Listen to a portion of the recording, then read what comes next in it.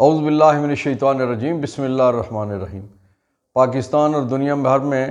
دیکھنے سننے والوں کو فاروق امان کا سلام۔ جوانوں کو میری آہ سحر دے، پھر ان شاہی بچوں کو بال و پر دے۔ خدایا آرزو میری یہی ہے، میرا نور بصیرت عام کر دے۔ جوانوں کے لیے اور جو شاہی بچے ہیں ان کے لیے، یعنی اپنی قوم کی نئی نسل کے لیے یہ دعا کرنے والے، یہ پیغام دینے والے علامہ اقبال، آج ان کا دن 9 نومبر اقبال ڈے کے طور پہ، یوم اقبال کے طور پہ منایا جا رہا ہے۔ ناظرین، ہم 9 نومبر کی چھٹی کر کے یہ سمجھتے ہیں کہ ہم نے حق ادا کر دیا، اگرچہ علامہ اقبال نے جو آزادی کا، جو حریت کا، جو خودی کا، جو خودداری کا درس دیا تھا، اس وقت شدید ضرورت ہے کہ اس درس میں پنہاں اصل جو سبق ہے، اصل جو پیغام ہے، وہ آئندہ نسل کو، موجودہ بچوں کو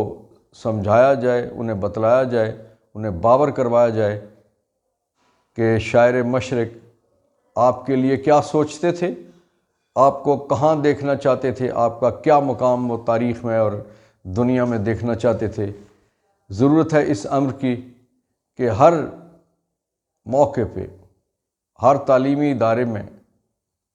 ہر دفتر میں، ہر ایسی جگہ کہ جہاں لوگوں کی ٹریننگ ہوتی ہے، علامہ اقبال کے پیغام کو، خودی کے پیغام کو، خودداری کے پیغام کو، عزت کے پیغام کو عام کیا جائے۔ ناظرین،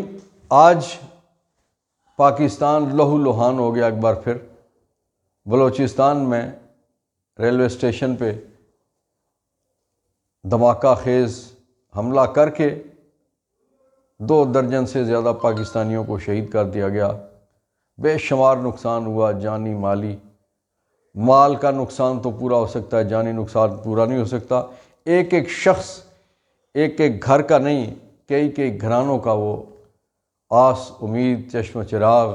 نان و نفقہ پورا کرنے والا، حفاظت کرنے والا، رکھوالا ہوتا ہے، اور ایک بندے کے چلے جانے سے بے شمار لوگوں کا نقصان ہوتا ہے۔ اس نقصان کی کمی کسی طور پہ پوری نہیں ہو سکتی۔ ہم ناکام ہیں وہ کام کرنے میں، ہم ناکام ہیں وہ پالیسی دینے میں کہ جس کی وجہ سے پاکستان میں دہشت گردی ختم ہو۔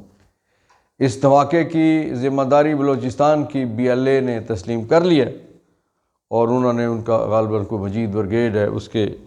ذمہ لگایا کہ انہوں نے یہ دھماکہ کیا ہے۔ ایک سوال ہے BLA کے لوگوں سے، اگر آپ بلوچستان کی آزادی چاہتے ہو، اگر آج بلوچستان کی خیرخواہ ہو، اگر آپ بلوچستان کے عوام کے خیرخواہ ہو، تو میرے عزیزوں، میرے دوستو، آپ بلوچستان کے لوگوں کو کیوں قتل کر رہے ہو؟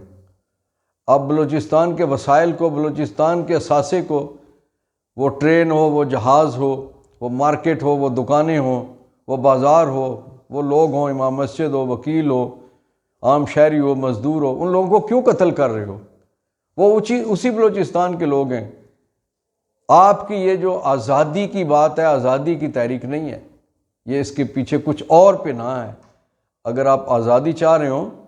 تو آزادی کے لیے اور بے شمار طریقے ہیں، وہ آپ آزما سکتے ہیں، لیکن نہ آپ کو آزادی درکار ہے، نہ آپ کا ایجنڈا کوئی آزادی سے متعلق ہے، آپ کو تو کچھ اور درکار ہے، اسی لیے آپ اس قسم کی کارروائیوں میں ملوث ہو۔ خدا را باز آ جاؤ۔ اگر آپ بلوچ ہو، بلوچستان سے تعلق رکھتے ہو، پاکستانی ہو، تو اپنی سوچ کو بدلو۔ ناظرین، آج PTI نے صوابی میں بہت تاریخی قسم کا ایک جلسہ کیا۔ عمران خان صاحب کی گرفتاری کے بعد جب سے وہ جیل میں گئے ہیں، پاکستان میں ہونے والے جلسوں میں یہ سب سے بڑا جلسہ گنا جا رہا ہے، اور اس جلسے کے حوالے سے یہ کہا گیا تھا کہ یہ جلسہ پاکستان کی آنے والی سیاست کا رخ متعین کرے گا۔ اس کے لیے آج کا جو جلسے کے لیے عنوان رکھا گیا تھا کہ خان کی پکار، عوام کی للکار۔ اس جلسے میں عمران خان صاحب کا پیغام بھی قوم کو سنایا گیا۔ عمران خان صاحب نے ڈیل کے تاثر کو مسترد کیا، اور انہوں نے کہا کہ ڈونلڈ ٹرمپ امریکہ کے صدر بنے ہیں، پاکستان کے معاملات سے ان کا تعلق کوئی نہیں ہے، نہ ایسی کوئی آس امید لگانی چاہیے۔ ان کا کہ ہمیں اپنے اداروں اور اپنی عدالتوں پہ بھروسہ ہے، یہیں پہ کوشش کر کے عوام کی طاقت کے ساتھ، اللہ کی رہنمائی کے ساتھ، اللہ کی مہربانی کے ساتھ ہم آزادی حاصل کریں گے۔ انہوں نے اپنے لیے بالکل نہ رہائی مانگی، نہ ضمانت مانگی، نہ مقدمات، صرف انہوں نے فیئر ٹرائل مانگا ہے، جو ان کا حق ہے، آئینی حق ہے، قانونی حق ہے، مقامی ہمارے قانون ضوابط کے مطابق اور بین الاقوامی قوانین اور ضوابط کے مطابق فیئر ٹرائل ان کا حق ہے، جو عمران خان صاحب نے جو اس وقت مانگا ہے۔ ناظرین، جو سوابی کا جلسہ تھا، بہت بڑی تعداد میں لوگ شریک ہوئے اور بہت بھڑکے ہوئے جذبات لوگوں کے تھے۔ اس موقع پہ جو پنجاب کی حکومت ہے، خوفزدہ حکومت، نواز شہباز اور مریم کی خوفزدہ حکومت، زرداری اور بلاول کے اتحادیوں کی خوفزدہ حکومت، ایم کیو ایم کے باس کی خوفزدہ حکومت، انہوں نے تمام راستے بند کر دیے تھے۔ ساری موٹر وے بند تھی، جی ٹی روڈ کے راستے بھی انہوں نے مسدود کیے اور لوگوں کو تنگ کیا کہ وہ جلسہ گاہ میں نہ پہنچے۔ بالآخر لوگ، ظاہر ہے کہ پی کے سے تو بہت بڑی تعداد پہنچی، کراچی، پنجاب، خیبر پختونخوا، سندھ، بلوچستان، آزاد کشمیر، گلگت بلتستان، تمام علاقوں سے لوگ مشکلات کے باوجود اس جلسے میں پہنچے۔ ناظرین، دلچسپ ایک چھوٹا سا میں واقعہ سناتا ہوں کہ میں آج صبح اپنے گھر سے، یہ جو راولپنڈی ہائی کورٹ والی روڈ ہے، اس پہ پنڈی کی طرف آ رہا تھا میں، تو راستے میں ہائی کورٹ کے سامنے والے سٹاپ پہ 3 پولیس ملازمان تھے، بیگ بھی اٹھائے ہوئے تھے اور وہ کھڑے تھے۔ انہوں نے مجھے راستہ دیا، میں نے انہیں اپنی گاڑی میں لفٹ دے کے بٹھا لیا۔ میں نے پوچھا کدھر جانا ہے؟ کہنے لگے جی کہ ہم پی سی کی ڈیوٹی، یعنی پنجاب کانسٹیبلری کی ڈیوٹی کر رہے ہیں، گجرات سے آئے ہیں، تھوڑی کوئی تاخیر ہو گئی ہے، تو ہم نے حسن ابدال پہنچنا ہے، وہاں ہماری ڈیوٹی ہے۔ انہیں کچھ پتہ نہیں تھا، وہ پنڈی ایک آدھ بار کوئی اسی طرح کی ڈیوٹی دینے کے لیے آئے تھے، پنڈی شہر سے، اسلام آباد کے شہر سے، وہ ٹوٹل ناواقف لوگ تھے۔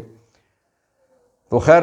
ہلکی پھلکی میں نے انہیں کہا، میں نے کہا آپ کو میں نزدیک ترین جگہ پہ، میں نے خیر 15-20 کلومیٹر کا سفر طے کر کے انہیں 26 نمبر چونگی سے اس سائڈ پہ اتار دیا جہاں سے ان کے لیے سفر نزدیک ہو۔ میں نے کہا مہمان ہیں، دور سے آئے ہوئے ہیں۔ خیر وہ سفر تمام ہونے کے قریب میں نے انہیں ازراہ مذاق ایسے ہلکے پھلکے انداز میں انہیں کہا، میں نے کہا یار ایک بات یاد رکھنا،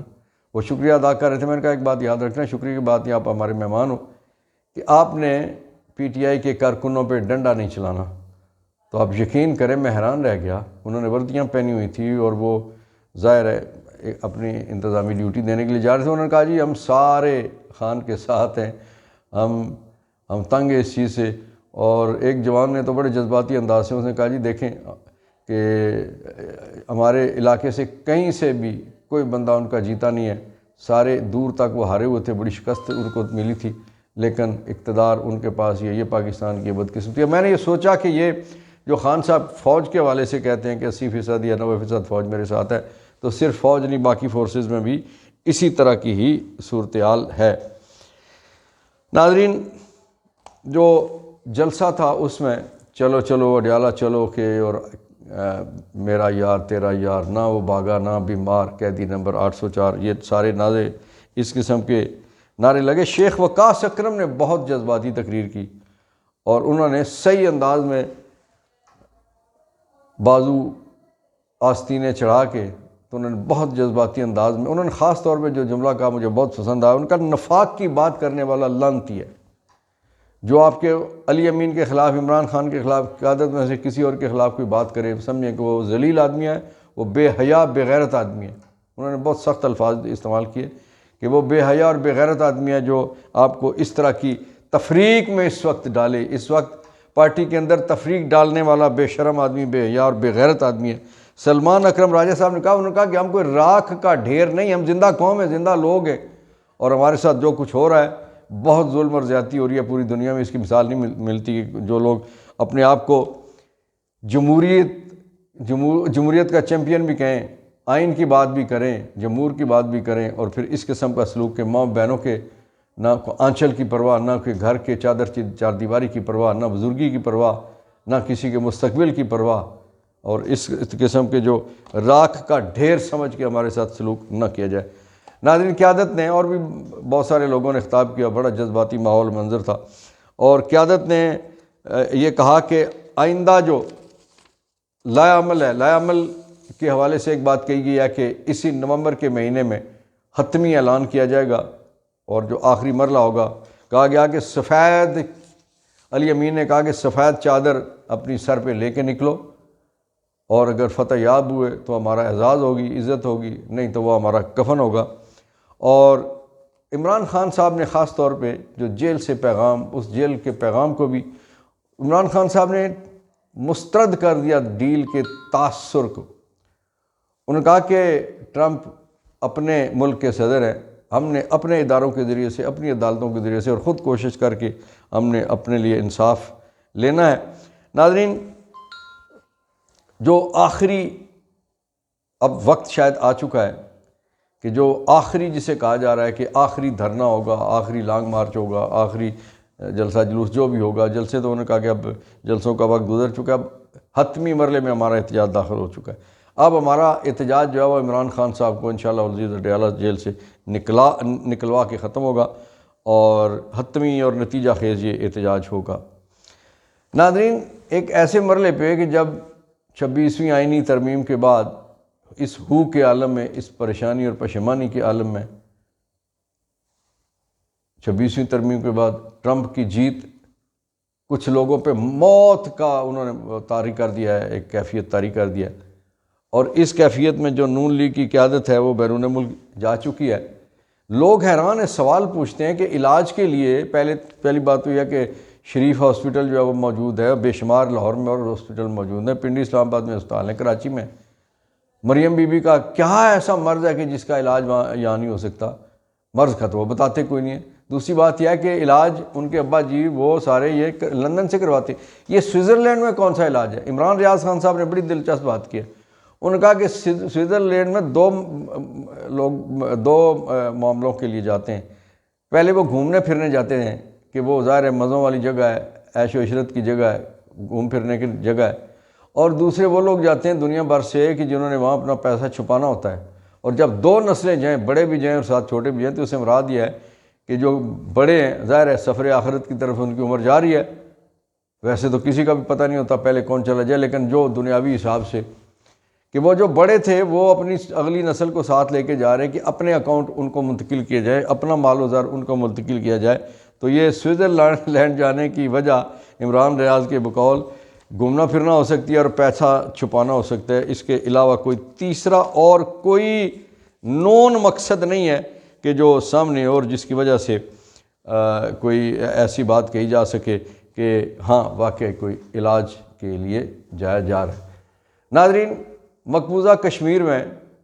ایک بڑا واقعہ ہوا، اگرچہ وہاں 3 طرز کی تحریکیں چل رہی ہیں۔ ایک آزادی کے وہ مجاہد ہیں جو ڈائریکٹلی براہ راست بھارتی فوج کے ساتھ اور ان کے اداروں کے ساتھ لڑتے ہیں، جہاں میں شہادت نوش کرتے ہیں ان کو بھی مارتے ہیں۔ دوسری وہ تحریک ہے کہ جو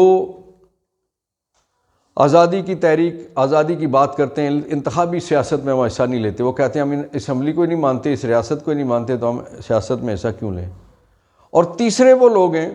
جو الیکشن بھی لڑتے ہیں، اسمبلیوں میں بیٹھتے ہیں، لیکن وہ ڈھیلے ڈھالے انداز میں، مدھم انداز میں وہاں پہ بھی وہ بات کرتے ہیں۔ تو جو اسمبلیوں میں موجود لوگ ہیں انہوں نے بی جے پی کی حکومت کے خلاف اس دفعہ تھوڑی سی غیرت کرتے ہوئے وہاں جو موجود مسلمان مقبوضہ کشمیر کی جو سیاسی جماعتیں ہیں ان سب نے ایک قرارداد پیش کی، اگرچہ بی جے پی کو بہت آگ لگی، اور وہاں ایک منظر آپ نے بھی شاید دیکھا ہو کہ ایک ممبر ہیں جنہوں نے کارڈ اٹھایا ہوا ہے جو آرٹیکل 270 ختم کیا تھا اس کی بھارتی حکومت نے، کہ جس کے تحت مقبوضہ کشمیر کی ایک متنازع حیثیت تھی، اور وہ جب تک استصواب رائے والا معاملہ پرائیویٹ سائڈ نہ ہو جائے اس وقت تک کشمیر کی حیثیت جو ہے وہ متنازع رہے گی، آئینی حیثیت اس کی جو ہے ایک الگ متنازع خطے کی ہے۔ تو اسے انڈیا نے ختم کر کے تو اسے بھارت کا حصہ بنا لیا تھا۔ تو اس کے بعد، اس معاملے کے بعد پہلی دفعہ تھوڑی سی غیرت آئی ہے جو اسمبلیوں میں بیٹھنے والے کشمیری ہیں، کہ انہوں نے قرارداد متفقہ طور پہ یا اکثریت رائے سے منظور کر لیا، متفقہ نہ کہا جائے تو بہتر ہوگا، کیونکہ ظاہر ہے BJP کے لوگ تھے، انہوں نے تو وہاں انہیں مار پٹائی کرنے کی کوشش کی، پھر وہ جو سارجنٹ ایٹ آرم جو ہوتے ہیں اسمبلیوں میں، انہوں نے BJP کے اراکین کو باہر نکالا۔ BJP کے اراکین نے حملہ کر کے وہ جو پوسٹر جس بندے نے اٹھایا ہوا تھا وہ پوسٹر لے کے پھاڑ دیا، ضائع کر دیا۔ بہرحال یہ ضرور ہوا کہ پہلے ایوانوں سے باہر آواز گونجتی تھی کشمیر کی آزادی کے لیے، اور اب تھوڑی سی غیرت آئی ہے الیکشن لڑنے والوں کو جموں کشمیر میں، کہ جنہوں نے قرارداد پاس کی ہے کہ 270 آرٹیکل کی حیثیت کو بحال کیا جائے، کشمیر کی اس حیثیت کو بحال کیا جائے، تو اس آرٹیکل کی روشنی میں جو مقبوضہ کشمیر کی متنازع حیثیت ہے اس کو اسی حیثیت میں رکھا جائے۔ ناظرین، انشاءاللہ کچھ گھنٹوں کے بعد نئے موضوعات کے ساتھ دوبارہ سے حاضر ہوں گے۔ آپ سے گزارش ہے کہ ہمارا چینل سبسکرائب ضرور کیجیے گا، اور اگر کر چکے ہیں تو ہماری آواز دوستوں تک پہنچانے میں ہماری مدد کیجیے۔ بہت شکریہ۔ پاکستان زندہ باد، کشمیر، فلسطین پائندہ باد۔